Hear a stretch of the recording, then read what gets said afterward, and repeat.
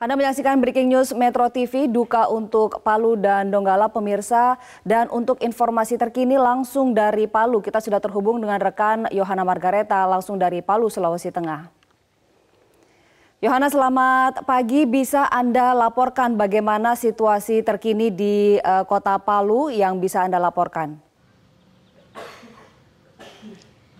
Ya Ani, sampai dengan pagi ini tadi saya sempat memantau sedikit di seputaran kota Palu. Memang sudah ada banyak sekali geliat yang dilakukan oleh warga maupun juga sejumlah pihak elemen masyarakat maupun juga para relawan, di mana pagi ini memang ada sejumlah agenda yang akan dilakukan atau juga dipersiapkan. Di antaranya adalah proses evakuasi di sejumlah titik yang akan terus dilakukan atau dilanjutkan sekitar pukul 8 sampai dengan pukul 9, misalnya di Hotel Roa-Roa dan juga ada di Balai Roa dan di tempat-tempat yang belum terjangkau oleh tim sendiri. Dan kalau saya amati dan saya lihat sampai dengan beberapa hari pasca peristiwa gempa dan tsunami yang melanda Palu ini, memang ada beberapa perbaikan di sebagian wilayah di Palu dan sekitarnya. Misalnya saja terkait dengan komunikasi yang sebelumnya memang sempat lumpuh total. Namun saya alami sendiri dan saya pantau bahwa sampai dengan pagi ini ada beberapa area, sebagian wilayah komunikasi, sejumlah provider sudah dapat tersambung dengan baik dan komunikasi juga bisa cukup lancar begitu, walaupun mungkin masih ada daerah-daerah lain yang belum sepenuhnya lancar untuk akses komunikasi. Dan selain itu juga untuk listrik sendiri.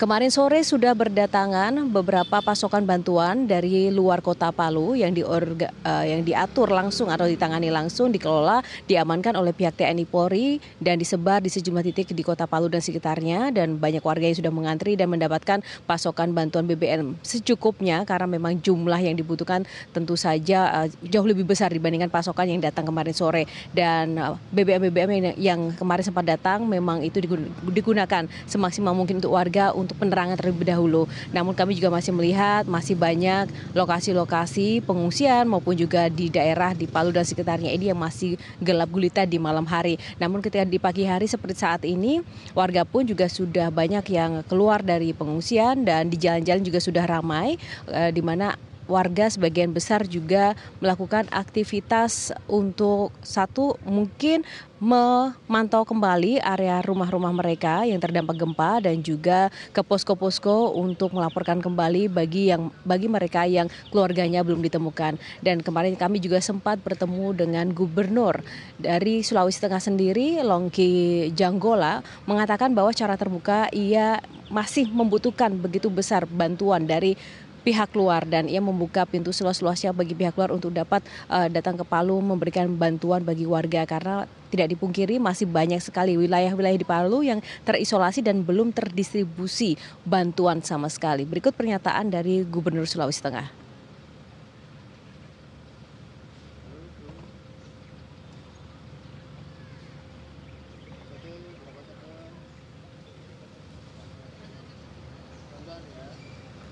Seperti saya katakan tadi, kami sangat butuh sekarang ini ada beberapa misalnya makanan, air bersih, minuman, dan yang lain-lain ya seperti contoh BBM. BBM juga terbatas sekali masih. Ya. Memang sudah ada bantuan dari pusat, tapi ternyata baru 1 jam sudah habis. 1 jam habis ya. Ini karena masyarakat sudah sangat membutuhkan. Diperkirakan kapan semua kebutuhan ini akan bisa tercukupi, Pak? Ya ini kan tercukupi tergantung dari bantuannya. Kalau bantuannya memang cukup memadai ya bisa tercukupi, besok tercukupi. Tapi kalau ya model dia dibantu dicicil-cicil ya kapan tercukupinya. Kendala utama apa, Pak?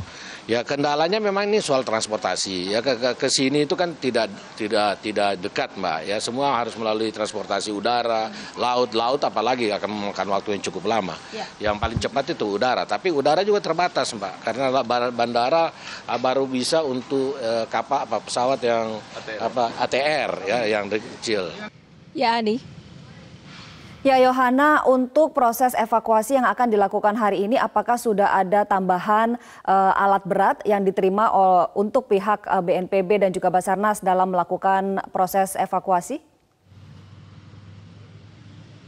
Ya, sampai dengan pagi ini kami belum mendapat informasi pasti terkait dengan update terkini data dari alat berat yang didatangkan. Namun sampai dengan kemarin memang sejumlah alat berat yang didatangkan atau dikirimkan berbagai macam pihak swasta maupun juga swadaya dari warga sudah berdatangan dan disebar di sejumlah lokasi. Dan kemarin memang titik evakuasi sendiri tidak merata, belum sepenuhnya merata. Difokuskan di beberapa target-target utama khususnya di Kota Palu, misalnya di Hotel Roa-Roa maupun juga di Balai Roa yang kemungkinan masih banyak warga yang tertimbun di sana.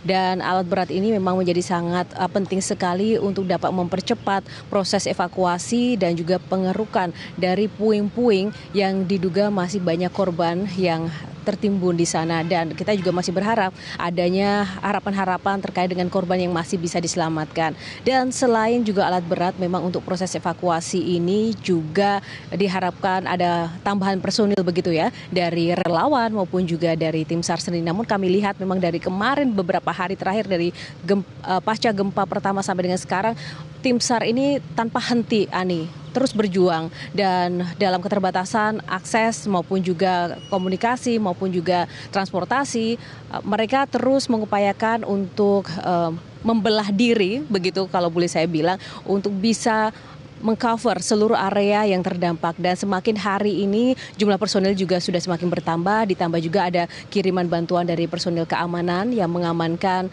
segala proses evakuasi, ditambah warga ataupun keluarga juga secara swadaya membantu proses evakuasi yang selama ini dilakukan. Jadi menurut saya, dari pantauan saya, ada peningkatan begitu, perbaikan dan juga upaya penanggulangan terkait dengan evakuasi ini sudah jauh lebih baik dibandingkan hari-hari sebelumnya.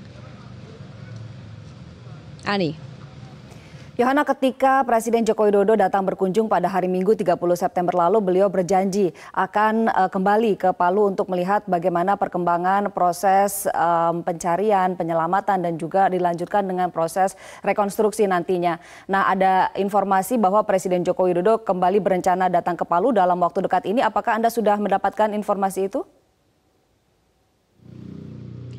Ya, Adi, sesuai janji yang diucapkan oleh Presiden Joko Widodo, hari ini kami sudah menerima informasi bahwa Presiden akan tiba kembali di Palu, dan diperkirakan sekitar pukul 10 ataupun pukul 11 nanti Presiden akan sampai di Bandara Mutiara Al Jufri, Kota Palu, dan kemudian Presiden akan langsung menuju dan juga meninjau sejumlah lokasi pengungsian dan juga lokasi-lokasi proses evakuasi di Kota Palu dan juga sekitarnya, khususnya juga ada di wilayah Petobo, Hotel Roa-Roa, dan juga wilayah lainnya. Presiden juga ingin memastikan bagaimana perkembangan proses evakuasi dan juga bagaimana keadaan para pengungsi, apakah memang sudah benar-benar tertangani dengan baik, itu ingin dipastikan sekali. Dan tentu saja ini menjadi bagian komitmen dari pemerintah pusat sendiri untuk dapat memaksimalkan pemulihan dan juga pertolongan bagi warga yang membutuhkan, khususnya ini adalah warga Palu, Donggala, dan sekitarnya yang terdampak gempa. Dan nanti sampai dengan pagi ini kami belum mendapat informasi adanya perubahan terkait jadwal kedatangan Presiden. Segala persiapan dan juga pengamanan sudah kami lihat sejak kemarin dipersiapkan di sejumlah titik pengungsian maupun daerah-daerah terdampak gempa, Ani. Yohana, salah satu kabupaten yang juga terdampak dan sempat terisolir selama beberapa waktu adalah Kabupaten Sigi, selain juga tentu saja Donggala dan Kota Palu. Nah, apakah Anda sudah mendapatkan informasi terkait apa yang terjadi di Kabupaten Sigi ini?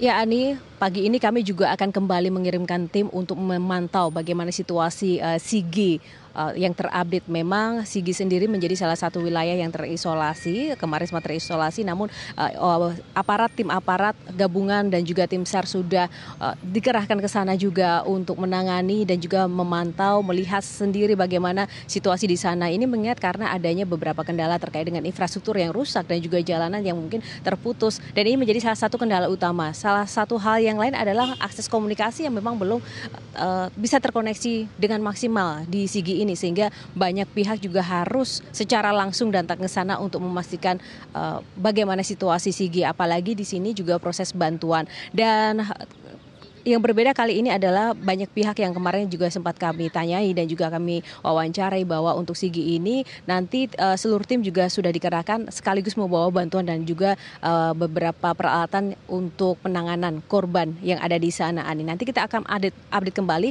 untuk bagaimana kondisi Sigi hari ini.